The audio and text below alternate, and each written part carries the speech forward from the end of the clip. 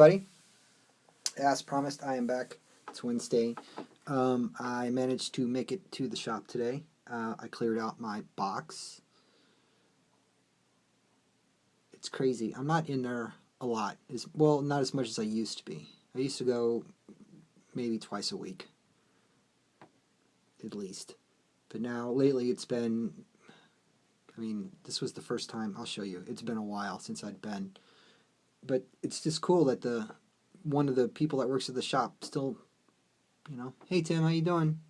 It's like, geez, I hadn't been in here in a month. And they have other people. But that's why I keep going. There's shops between my house and there, but I just like them because they're awesome. Anyway, excuse me. So let's get to the books. This is what was in my box. So this is probably going to be the last time I pick up a couple of these because I am going to chop some books. Excuse me. And then we're going to move on to this. Another stack of stuff I got from the library.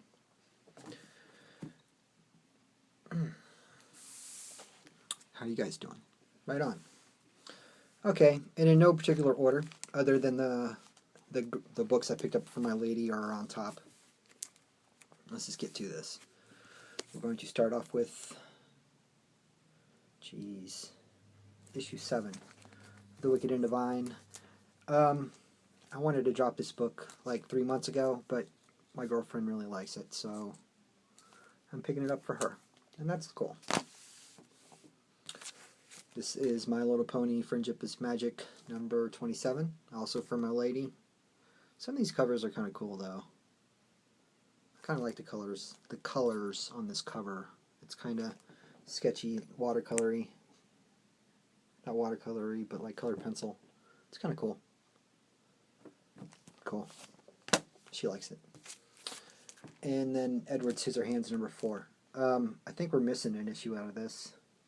Maybe issue 2, I think. But that's pretty neat. And I thought I had pulled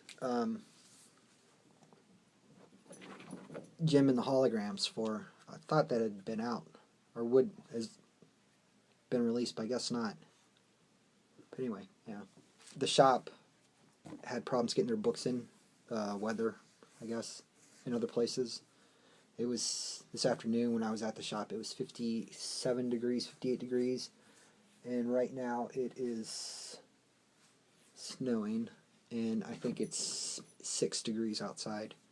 So in the span of, 2.5 hours, it's dropped 50 degrees outside. It's crazy. This is Sandman Overture number 4. This is the special edition, so they have like all the black and white stuff at the beginning, and then it goes into like the color stuff and this, that, and the other thing. It's oversized. The cover is pretty cool. It's got like, I don't know if you can see it. It's slick, but it's kind of embossed right here on this line. It's kind of cool. This art is gorgeous. I'll flip this open. Let's see. Yeah, so it starts off, it's black and white, and then they go into the gorgeous Dave Stevens coloring. Cool stuff. And when I was in line at the shop, the guy at the other register, the customer at the other register, was picking up Zombie Tramp, the risque cover. It was funny. I kind of pointed and giggled. And he goes, man, they're only making like 1,000 copies of this book, so, why not? I was like, dude, it's your money. Buy whatever you want to. This is Fables 149. Like I said, these books are in no particular order. One more issue of Fables to go. Swamp Thing number 39. This is almost done too. And that's okay with me, because these are 2 books that in a couple months I won't be picking up anymore. And I kind of need to trim the list a little bit. Stoked to get this. Excited. And my lady was excited about it too. Saga number 25. I like this cover. I like the green and the yellow. And it's kind of cool to see Fiona Staples doing a background. Some of her stuff comes off a little flat for me. which is number 4. What happened to the third one? I don't remember. American Vampire, second cycle, number 6. Dropping this. Fables number 148. That's how far behind I was on my pool. Manifest Destiny number... Jeez, come on, Image. What are you doing? Number, wow, I don't know, what is that, 11? 13? I think 13. Look, that's crazy. It's like, can you see it? No, me neither. Alright, dropping that. Oh, stay. Revival number 27. I'm going to see how this goes. I'm missing a couple issues of Revival. I've been getting the trades from the library, but I think I'm caught up, but I have some that I need to read. If that makes sense. Between what I've read in the trades and what I have in the singles, I think I have it all covered, but I haven't read all my singles yet. Magneto number 14. It's crazy to think that they're already on number 14 of this book. I remember when last year at the convention that's coming up, I had Colin Bunn sign my copy of number 1. This book has been up and down for me. Probably going to drop that. Magneto number 15. It is what it is. This guy's art has changed so much since the first couple issues of Magneto.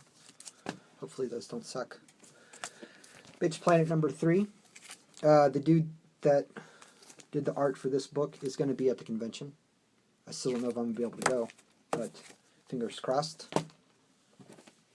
I now have 2 copies of East of West number 17. My good buddy Ethan picked one up for me, and I didn't have the heart to tell him I already had it, since they had actually held that for as long as they had held it. Velvet number 9. I love this book, but I'm probably going to drop this too. Not because I don't like it, and not because, I mean, Brubaker and Epton, and I picked up some stuff that Epton had done with, who was it? I don't know, Crux. The book is called Crux. I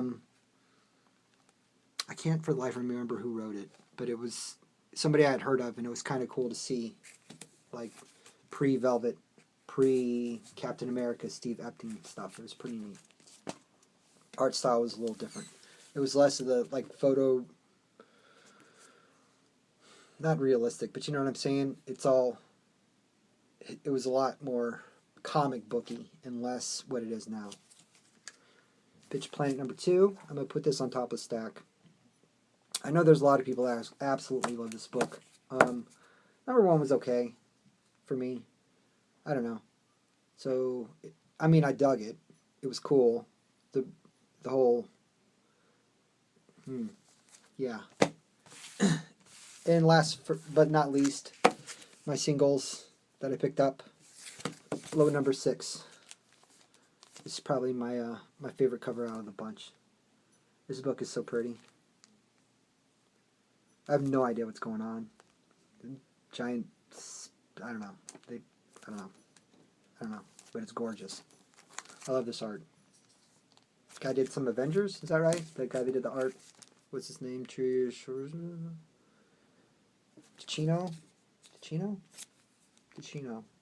I don't know. It's almost like a virgin cover. It's like you can barely see the, I mean, you can make out low, but I mean, at least they made the number a little darker. I mean, the whole, like, ghosted image symbol, I'm okay with that. I kind of like it. Like, it's barely visible. Right? But then you got this Marvel bullshit. And then you have, like, you can, like, barely see it. It's kind of cool. It's more about the book, I guess, rather than the brand. That's one of the things I like about Marvel, or Image. Okay. There's the singles. I went back to the library. yesterday. Excuse me. Picked up some more stuff. Well, some of this was from yesterday. I got these two yesterday. The other two I picked up last week, and I returned some that I'd already read. I got Walt Simonson's Thor. Don't ask me what issues this covers, but this was when Thor got turned into a frog. For the art alone, I think everybody should read this. I know a lot of people didn't like his Ragnarok stuff. Shop didn't pick any up for me, so I missed out on that. But Walt Simonson, he's like my Thor artist. So yeah, I recommend this. I got it at the library, yeah. Collecting Thor 364 to 369 and 371 to 374. It's pretty cool. Gorgeous, gorgeous, gorgeous art. It's funny because there's some people that I'm like, why don't they have an Image book? Like Michael Golden. Or this guy. Or how come Perez didn't go to Image? You know, it seems like that would be something that Image would be into. They all have an esteem. Steranko should do an Image book. You know what I'm saying? That would be awesome. I also picked this up at the library. This is the Bill Everett Archives Volume 1, Amazing Mysteries. I want to say I picked this up because it just looked cool, but it also reminded me of something I saw on, I want to say it was Captain Strangelove, one of his videos. Maybe I'm mistaken, I don't know. It was pretty neat. Old school, pre-silver, golden age maybe, I don't know. I don't really know that much about Bill Everett. But it just looked cool, and I picked it up, and I thoroughly enjoyed it. Kind of campy, kind of, excuse me, more of like an innocent age of comics. Cool stuff. Flip through this. I also picked up Secret Avengers by Warren Ellis. This was really cool. My favorite thing about this, it was like, this is 6 issues, and each one of these 6 issues was its own deal. It wasn't some convoluted, you know, multi-issue, multi-title, crossover, extravaganza, epic event. It was, here you go, enjoy. And I did enjoy it. There's one of these, art-wise, really kind of, where to go?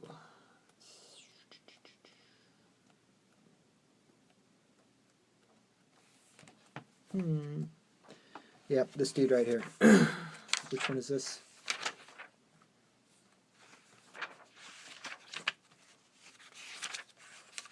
This is number 19.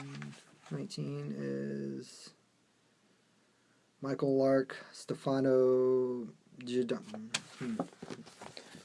Right there. This dude. I dug it a lot.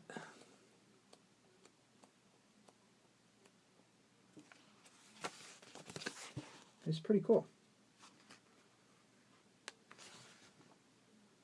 I mean, some of the colors are, I don't know, it's cool. Very atmospheric. In a good way, not creepy like witches. I want to say it was Sleepy Reader that was showing this off, and if it wasn't you, please let me know who it was. This is the Death Match. And other than somebody had shown it on one of their videos and enjoyed it, and I was, you know, I just go and I pick up stuff, and this is like, oh, I have heard of that at least. It was pretty cool. This is volume 3. I haven't read any of the first 2, but excuse me, the premise seemed pretty neat. It's kind of like a contest of the champions kind of thing, but they're killing each other. I don't know. I have no idea. But it was neat. The art was kind of reminded me of a cross between like Frank Quitely and the guy that does Manhattan Projects. See what I'm saying? And I had to check this out again, and I can still not get into this. I don't know why. It's just, mean, one of the issues in this book I have in a single, and I've read it and read it and read it, and it was okay. And that, I think, was my first Swamp Thing comic book. But I don't know. It's weird because I haven't heard anything bad about this book. But you